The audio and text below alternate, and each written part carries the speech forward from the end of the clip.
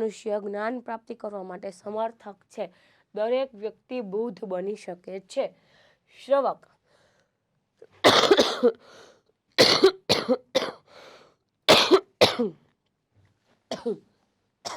Sorry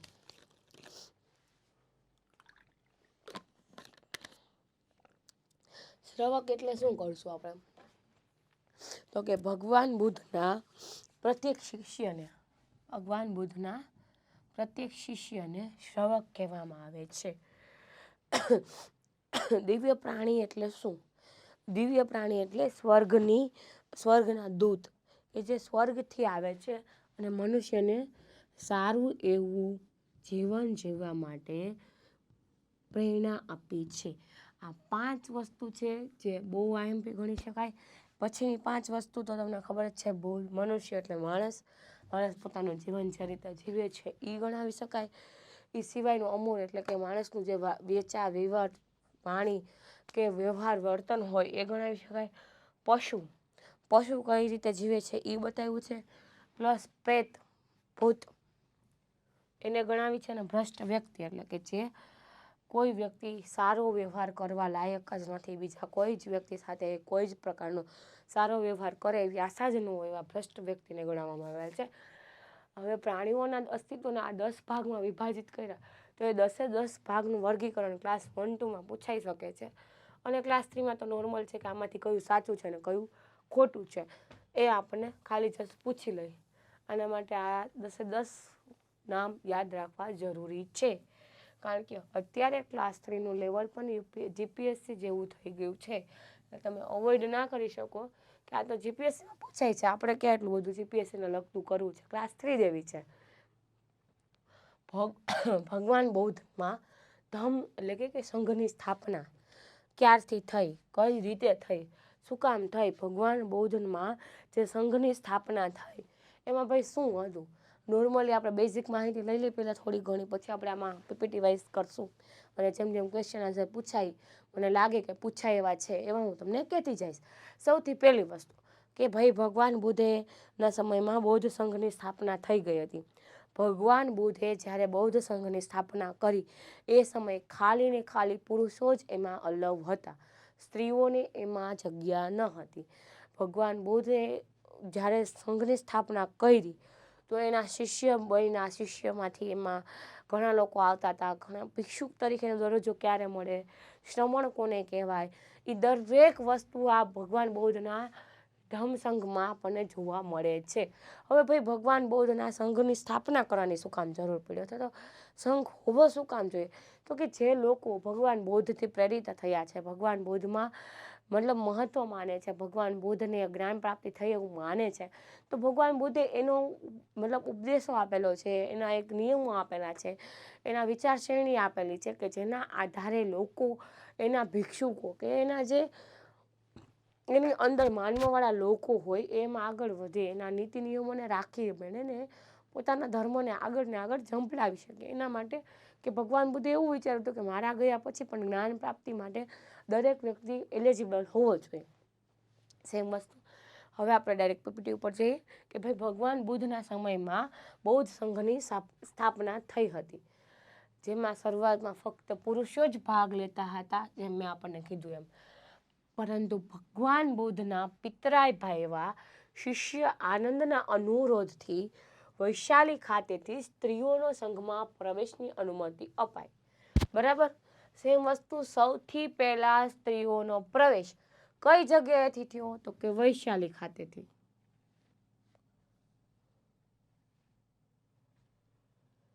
એક જ minute. હા, કઈ જગ્યાએથી થયો? તો કે વૈશાલી ખાતેથી.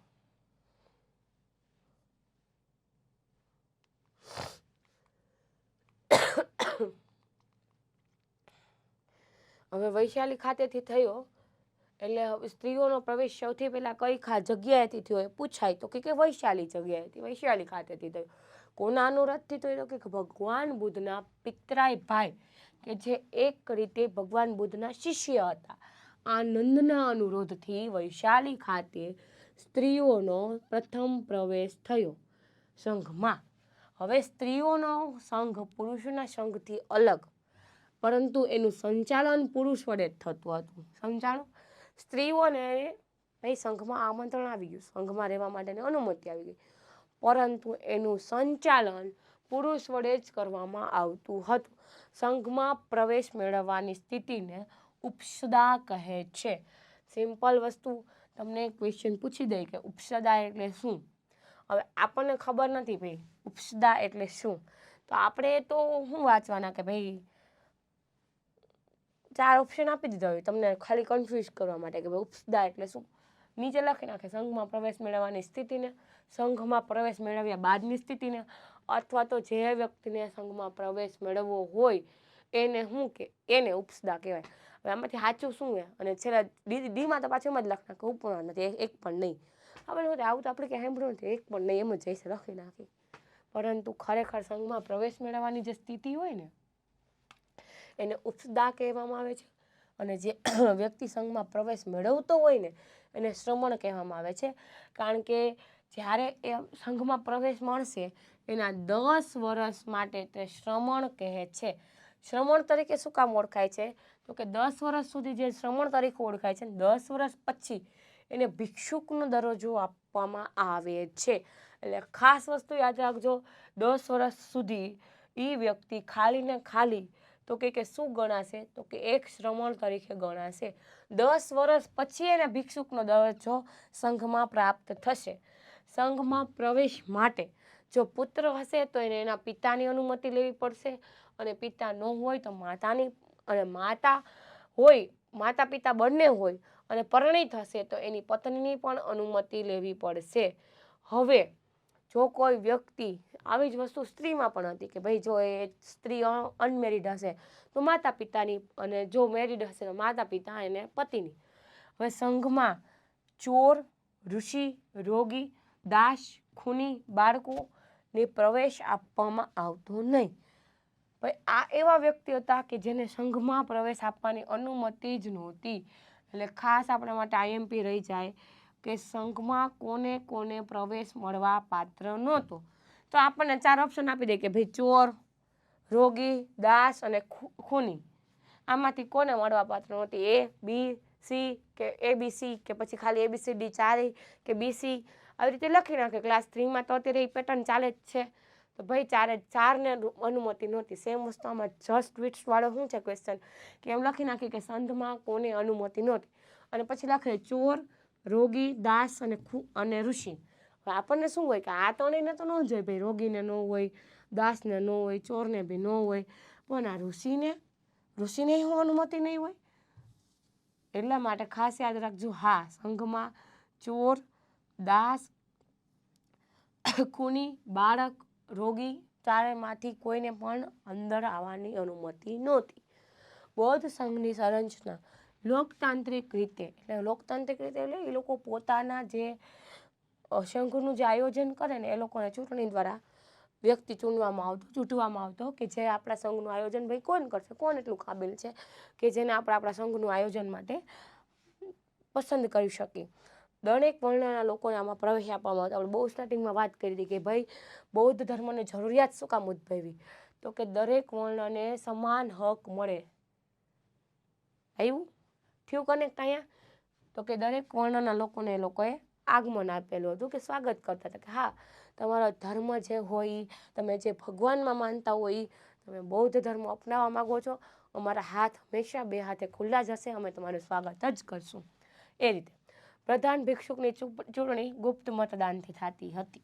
સૌથી મેન હોય કે જે આખા સંઘની રચના કરશે એની ગુપ્ત મતદાન, એટલે ચિઠ્ઠી વાળીને નાખવામાં આવતી, પછી બોક્સ બધાની સામે ખોલવામાં આવતું અને ગણવામાં આવતું કે ભાઈ સૌથી વધારે કોને મળેલા છે.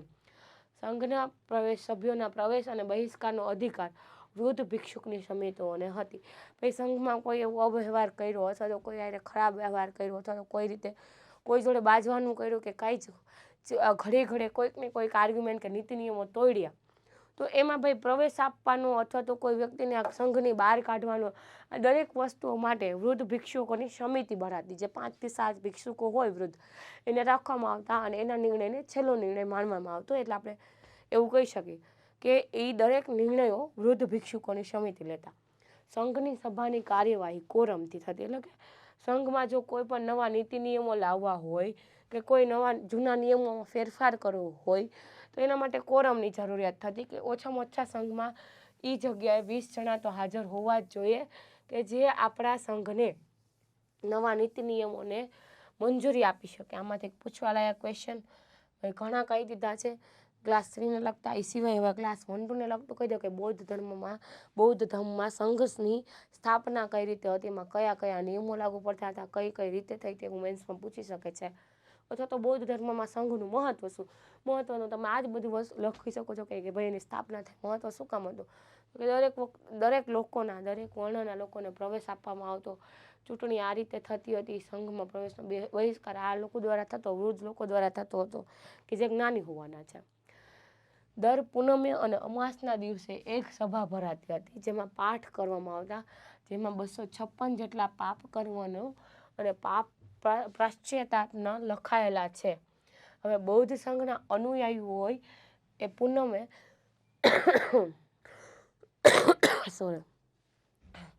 દર પૂનમે અને અમાસના દિવસે એક સભા ભરાતી હતી જેમાં પાઠ કરવામાં આવતા. પાઠમાં 226 જેટલા પાપ કર્મો અને પશ્ચાતાપ વિશે માહિતી લખવામાં આવેલી હતી. મહિનામાં બૌદ્ધ સંઘના અનુયાયીઓ અમાસ અને પૂનમ બંને ચતુર્થી કરતા હતા. બરાબર. હવે સમારોહ યોજવામાં આવે જેને પૌરણ કહેવામાં આવતો. પૌરણ એટલે કે બૌદ્ધ ધર્મમાં જે સમારોહ રચવામાં આવતો કે જેમાં દરેક વ્યક્તિ પોતાના અપરાધની સ્વીકૃતિ કરવા માટે કરવામાં આવતો હતો. જે સમારોહ એને શું ગણવામાં આવતું હતું તો કે પૌરાણ. શું ગણવામાં આવતું હતું તો કે પૌરાણ. હવે આ પૌરાણ એટલે શું તો કે બૌદ્ધ ધર્મમાં જે લોકો પોતે અપરાધ કરેલો છે એને સ્વીકૃતિ આ સમારોહમાં કરતા હતા. હવે એક વસ્તુ જે છે કનેક્ટેડ છે બૌદ્ધ હારે, શું છે? પીપળાના વૃક્ષને તોડી નાખવાનો પ્રયાસ સૌપ્રથમ વખત અશોકની પત્ની તિરસ્ખાએ કર્યો, પરંતુ તોયડાના તુરંત જ બાદ એ વૃક્ષ પાછું ઉગી નીકળે છે. ત્યારબાદ પશુમિત્ર શુંગે કર્યું. શશાંક નામના બંગાળના શાસક દ્વારા પ્રયાસ કરવામાં આવ્યો. સેમ વસ્તુ થાય છે, ઝાડ તોડવામાં આવે છે પાછું ઉગી જાય છે, ઝાડ તોડવામાં આવે છે પાછું ઉગી જાય છે. બૌદ્ધની જ્ઞાન પ્રાપ્તિ બાદ સૌપ્રથમ બૌદ્ધે શુદ્ર વ્યક્તિઓને તપસ્ુ અને બલિક નામના 2 અનુયાયીઓ બનાવ્યા. શું કામ શુદ્ર વ્યક્તિઓને? મેં પહેલાં જ આપણે વાત કરી કે બૌદ્ધના લોકો, બૌદ્ધ ધર્મમાં દરેક વ્યક્તિને આવવા માટે સ્વાગત કરવામાં આવતું હતું. ના તો એની છાતી, ના તો એનો વર્ણ, ના તો કોઈ જ વસ્તુ તેને કાંઈ જ લગાવ હતો. બસ તમે બૌદ્ધમાં આવવા માગો છો, તમારા માટે વેલકમ છે. મગધના શાસક બિંબિસાર દ્વારા બૌદ્ધનું સ્વાગત કરવામાં આવે છે અને ત્યાં જ બુદ્ધ પોતાના ઉદ્દેશ આપે છે. કયા શાસક દ્વારા ગૌતમ બુદ્ધનું સ્વાગત કરવામાં આવે છે? કયા શાસક તો કે મગધના બિંબિસાર દ્વારા. ખાસ યાદ રાખજો, ઘણી વખત એક્ઝામમાં પૂછાઈ શકે છે. ખાલી ને ખાલી વન લાઇનરમાં પૂછી નાખે કે ભાઈ ગૌતમ બુદ્ધના કયા શાસકે આગતા સ્વાગતા કરેલી છે તો સ્વાગત કરેલું છે તો કે મગધના શાસક બિંબિસાર દ્વારા. રાજગૃહમાં મગધના રાજા બિંબિસાર અને એમને એક બાઘની ભેટ આપી જેનું નામ વેણુવન રાખવામાં આવ્યું. બિંબિસાર દ્વારા ભગવાન બુદ્ધને એક ભેટ આપી. તો કે ભેટ શેની આપી તો કે બગીચાની, જેનું નામ શું હતું? વેણુવન. સિમ્પલ છે, પૂછાઈ શકે એવો ક્વેશ્ચન છે.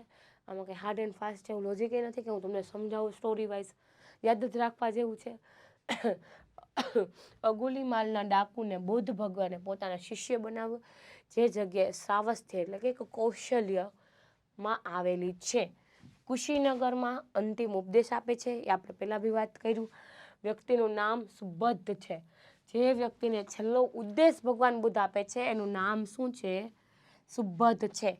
યાદ રાખજો, કુશીનગરમાં સૌથી છેલ્લો ઉપદેશ આપે છે, એ અંતિમ ઉપદેશ જે વ્યક્તિને આપે છે એનું નામ સુબદ્ધ છે. ઇન્ટરચેન્જ બહુ યાદ રાખવા જેવું છે. ભગવાન બુદ્ધે પોતાના અંતિમ સમયે હિરણ્ય નદીના કિનારે તેમના શિષ્ય ચેદ વડે અપાયેલું ભોજન શુકર માધવનું ભોજન કરે છે. કોના દ્વારા અપાયેલું તો કે શિષ્ય ચેદ દ્વારા અપાયેલું છે ભોજન. ભોજન કોને આપ્યું તો કે શિષ્ય ચેદ આપેલું છે. કઈ નદીના કિનારે ખાધેલું છે? તો કે હિરણ્ય નદીના કિનારે એમને પોતાનું અંતિમ સમયે અંતિમ ભોજન કરેલું છે. આ ભોજન બાદ ભગવાન બુદ્ધને અતિસાર થાય છે. અતિસાર એટલે શું? તો કે ઝાડા, ડાયરિયા, જેનાથી તેમનું મૃત્યુ ઈસવીસન પૂર્વે 483માં કુશીનગરમાં થાય છે. કઈ જગ્યાએ થાય છે? કુશીનગરમાં થાય છે. કઈ સાલમાં થાય છે? તો કે ઈસવીસન પૂર્વે 483માં થાય છે. અને ભગવાન બુદ્ધને કયા શિષ્ય વડે ભોજન આપ્યું હતું?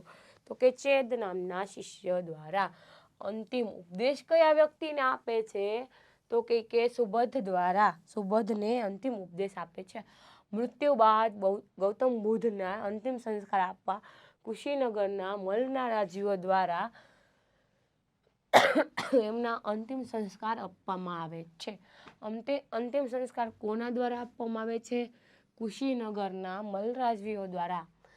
તેમના અંતિમ સંસ્કાર બાદ તેમના અવશેષોને 8 ભાગમાં પાડવામાં આવે છે. જે અષ્ટમા સ્થાનો આપણે ભણી ચૂક્યા આગળ, એ જેના ઉપર સ્તૂપ બનાવવામાં આવે છે અને સ્તંભ બનાવવામાં આવે છે. આ 8 ભાગ જુદા જુદા રાજ્યોને આપવામાં આવે છે.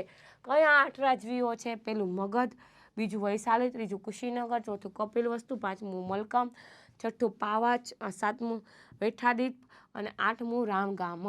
આમાંથી સૌથી વધારે પૂછાયેલો ક્વેશ્ચન 8 મહાનામ કયા રાજ્યોને આપવામાં આવેલા છે? એ 8 રાજ્યોના નામ પૂછી કાઢે ક્લાસ 1, 2માં, MCQમાં, મેન્સમાં પૂછાય. તો કે બૌદ્ધ સંઘ વિશે જે મેં ક્વેશ્ચન પહેલાં તમને કહી આપ્યો. એ સિવાય ક્લાસ 3માં શું પૂછાય? તો કે 8 રાજ્યોમાં આપવામાં આવ્યા, આમાંથી કયું ખોટું છે એવું પૂછી કાઢે. સેમ વસ્તુ યાદ રાખવા જેવું છે. 8એ 8 નામ. અને મલ રાજવીઓ દ્વારા એમનો અંતિમ સંસ્કાર કોના દ્વારા થાય છે? તો કે મલ રાજવીઓ દ્વારા. એ પણ સૌથી વધારે પૂછવા લાયક છે. બૌદ્ધ ધર્મનું સાહિત્ય.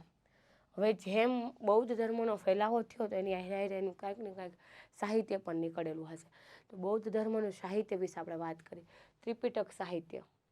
પહેલું ત્રિપિટક સાહિત્ય કે જેની પાલી ભાષામાં છે અને મુખ્ય ભાષા પણ પાલી જ છે એની. એમાં પહેલું શુદ્ધ પિટક. 3 ત્રિપિટક એટલે 3 સાહિત્ય. એમાંનું પહેલું એટલે કે શુદ્ધ પિટક. હવે શુદ્ધ પિટક એટલે શું? તો કે બુદ્ધ વકન. હવે બૌદ્ધ ધર્મના સિદ્ધાંતોનો ઉલ્લેખ પ્રથમ આનંદ દ્વારા સંકલન, બરાબર. સૌથી વધારે સિદ્ધાંતોનો ઉલ્લેખ બૌદ્ધ ધર્મનો આમાં જોવા મળે છે. દીર્ઘ નિકાય. દીર્ઘા નિકાય એટલે શું? તો કે મોટા પ્રવચનનો સંગ્રહ, અંતિમ ઉપદેશ અને મૃત્યુનું વર્ણન. હવે આ જે છે ને શુદ્ધ પિટક, એમાં ભગવાન બુદ્ધને લખતું જ છે સૌથી વધારે. દીર્ઘ નિકાય તો કે મોટા પ્રવચનનો સંગ્રહ, ભગવાન બુદ્ધ દ્વારા જે મોટા પ્રવચનો આપેલા છે એનો અંતિમ ઉપદેશ છે અને મૃત્યુનું વર્ણન. ત્રણેય વસ્તુ શુદ્ધ પિટકના દીર્ઘ નિકાયમાં છે. મજ્જિમ નિકાય તો કે બુદ્ધનું મનુષ્ય અને દેવ સ્વરૂપમાં વર્ણન અને પ્રવચન જે છે એ મજ્જિમ નિકાયમાં જોવા મળે છે. સંયુક્ત નિકાય.